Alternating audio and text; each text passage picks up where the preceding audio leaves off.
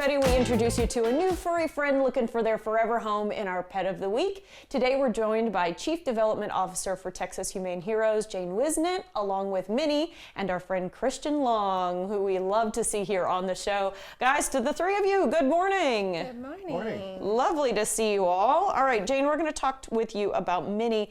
I cannot believe I'm going to say this. Minnie is your longest stay dog that you have at Texas Humane Heroes. Is that right? Yep, she's been with us a little over 4 years. It was 4 years that she came to us in November. It doesn't make sense. She's not only super duper sweet, she's really friendly, she's cute. Yeah. Talk to me a little bit about what her personality is like. So Minnie's biggest obstacle is other dogs. So she needs to go to a home that has no other dogs, no other cats, and probably no young children either. She has been fostered by one of our volunteers several times, and she does really well in the home. She loves people.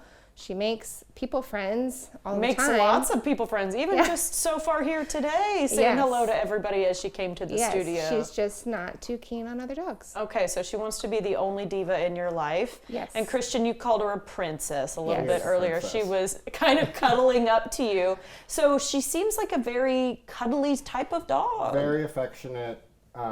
She's active. She likes going out and walking as much as anyone else. But yeah, if it's time for you to binge watch Bridgerton or something, she will curl right up on top of you and let it happen. Cuddly. Belly rubs are her favorite thing. Yep. Aww. And she came to you at about a year old, so you've seen her grow up. I just don't think it's right that we keep her this long in the shelter. We've got to find a forever home for her today. And we normally have pretty good luck, don't we? Yes. Viewers who watch this show, and thank you to everybody who watches Studio 512, do help out. And so, Minnie, we want you to see her beautiful pictures there and maybe print them out and put them up in your house, because we want Minnie to be the one who comes home to you for forever. And that way she has a soft place to land, because living in the shelter for this amount of time can be really stressful on a dog, Jane, can't it? Yes, and that's why she does get several foster breaks. One of our volunteers, any opportunity she has to bring her home and give her a break from the shelter, she does. So she does get a lot of foster time, but you're right, being at the shelter for this long is really stressful. It's not something that we want for any of our dogs, but we of course keep them as long as we need to help them find the right fit. And we might see a brand new side of Minnie. We might see an even friendlier, even happier version of Minnie once she settles into a home. Yeah. And some of that stress is let go.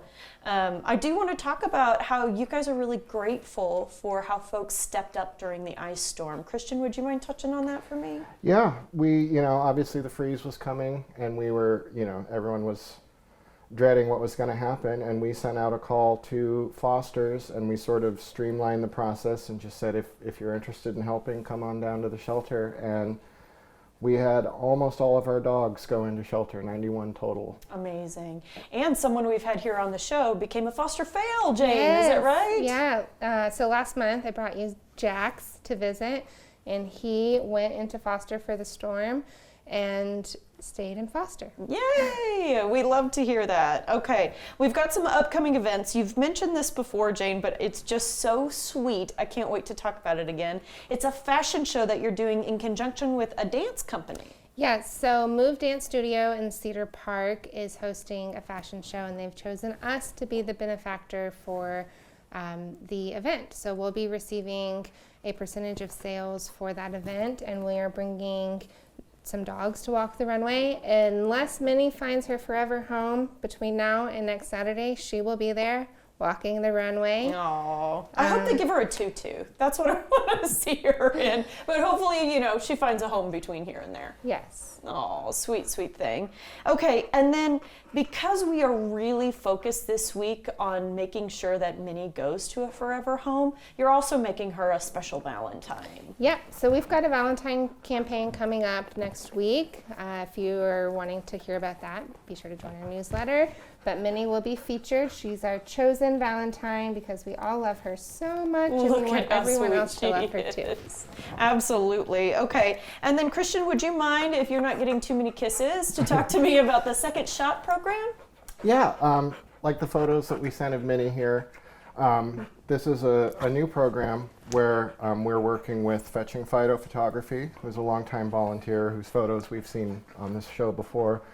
But what she does is she comes out, and the Second Shot program gives dogs like Minnie, who have been in the shelter for a while, or maybe some that haven't been there that long, but just give them the most glamorous portraits we possibly can. Put those on the website and put those on social, and they show these sweet, gentle, very well-lit sides of these dogs. And yeah, it was so Fetching Fido, and then a gold photo out is sort of the start of the program, and we're one of 3 states.